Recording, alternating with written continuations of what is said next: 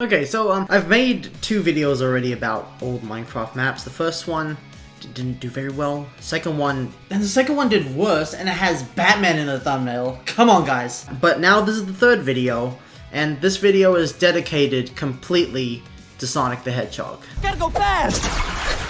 Most of you guys should already know that I have a big crush on Sonic, so when I was like 13 and 14, I dedicated Minecraft maps to Sonic in memory of him, because he kind of died in 2006. So let's go and visit those maps. The first map we have here is Sonic the Hedgehog. 6 mini challenges from the worlds based on the 16-bit game. Basically this was like a mini parkour course, and what was cool about this map was it was compatible with the Sonic the Hedgehog Minecraft mod.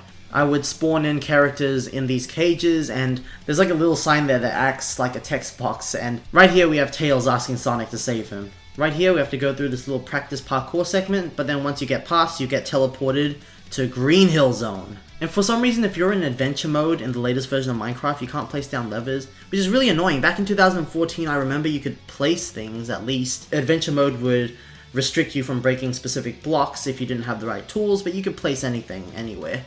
Once we get to Spring Yard Zone, which is just yellow clay, because that's just how good I am at building, you actually find silver in the cage.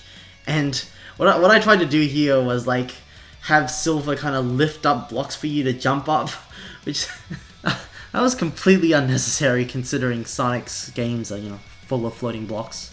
And for some reason over here, I just looked over the fact that I could jump over the world and just, get on the roof, which is, I don't know, how did I do that? How did I miss such an obvious flaw? Also, you can see in the background there, in that village, there's a bike shop. And that bike shop is from the Pokecycles mod. Yeah, I had other mods installed while trying to build this map, which isn't a very good idea when this map is supposed to be played in vanilla Minecraft.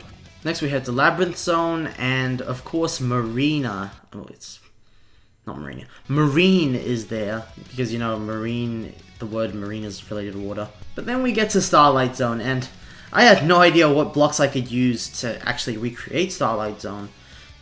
So I ended up using watermelons.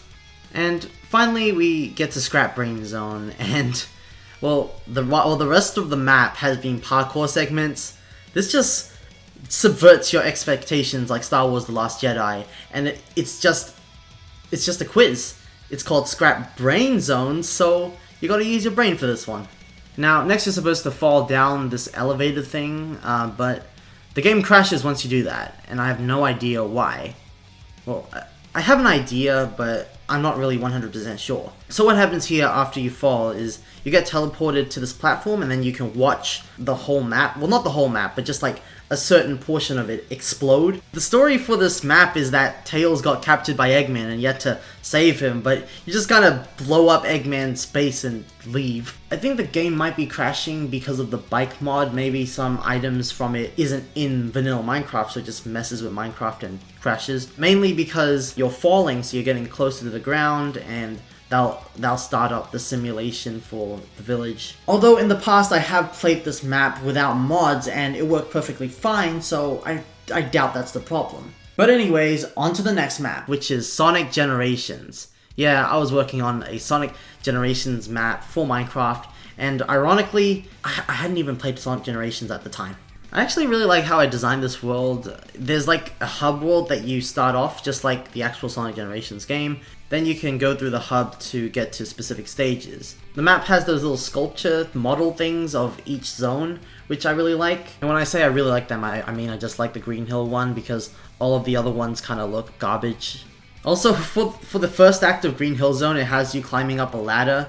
And I don't know why I did that. For the rest of the stages, you just teleport directly to the stage.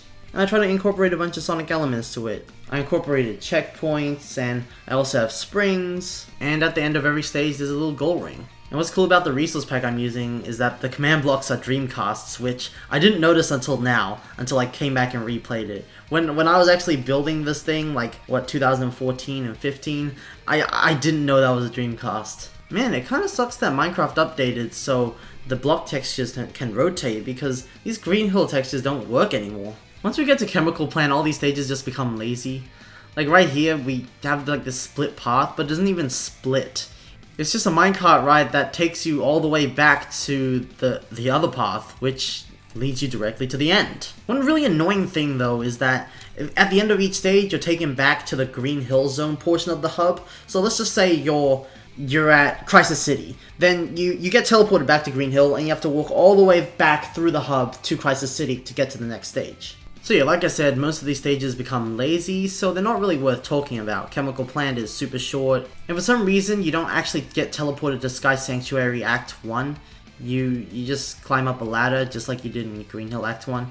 Actually no, Green Hill Act 1 at least teleported you to the ladder, so it would be separate from the hub world, but you just straight up access Sky Sanctuary from the hub. And for some reason, I lined up this tunnel with that feeling you get when you sit in the toilet for too long.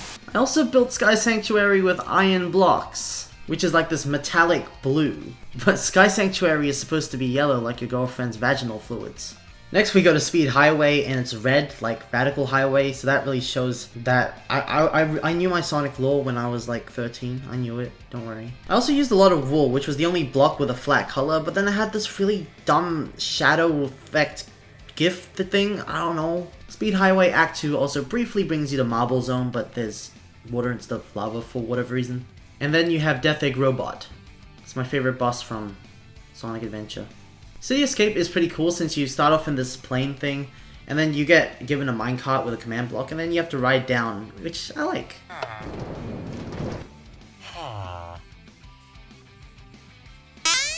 But then the rest of the level is just grind rails to represent my anorexia.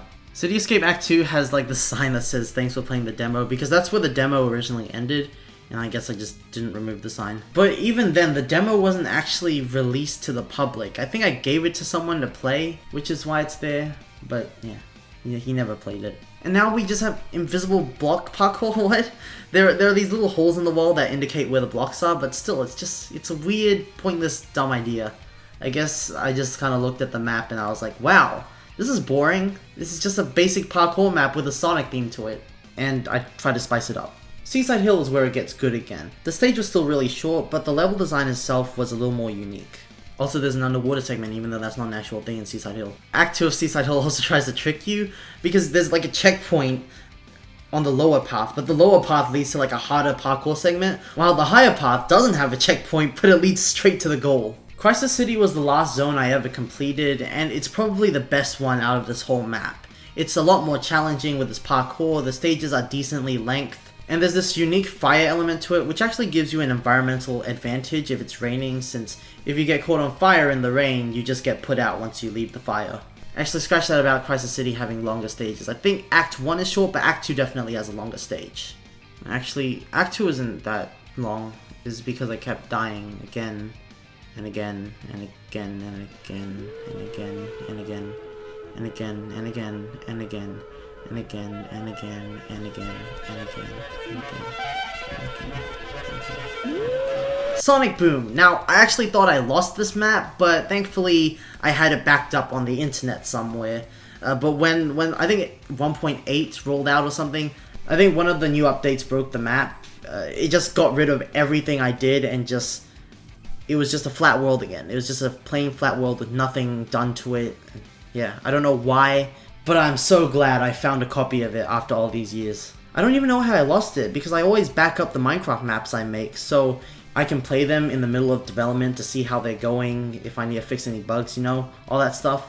Unless I try to copy the copy of the map onto my Minecraft save file and accidentally did it the other way around, I don't know how I lost it. The Sonic Boom map was entirely based on the trailers for Sonic Boom. The game hadn't come out at the time, neither had the TV show, but I tried to still make something on it based on the trailers. You can see that I had like the Sunflower Angel Island kind of thing based on this shot from the trailer. And this acted as your central hub. You could use this area to continue the game. And it did that by actually sending you to the void and killing you. This would then send you to your last spawn point, which is presumably where you left off the last time you played the map. It tried to also do the whole teamwork thing, so each tool you have represents a player. The sword represents Sonic because the sword is a generic Minecraft item and Sonic is the generic main character. The bow represents Tails and his use of the Ender Beam so you can shoot it out. The shovel represents Knuckles and his ability to dig, and since Amy's an archaeologist in the Sonic Boom canon, she gets the pickaxe. At the beginning of the map, you fall down this hole just like Sonic and the gang did in the trailer here. And to continue on, you have to boop this echidna's nose with the ender beam, which actually teleports you up the echidna, so it's kind of like you climbing up the ender beam. I like how 13-year-old me think. Think should be the past tense of think. Okay, so there's a skeleton spawner here, and there's no skeleton, so it should be fine. Oh my god. I'm so glad I didn't fall down.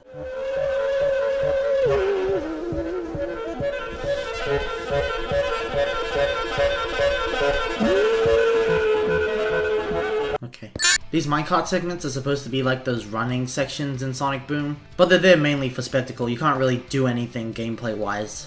This is the first boss in the game, and really the only boss. I mean, there would be more if I actually finished this map, but I didn't, so this is what you get. I really like it though.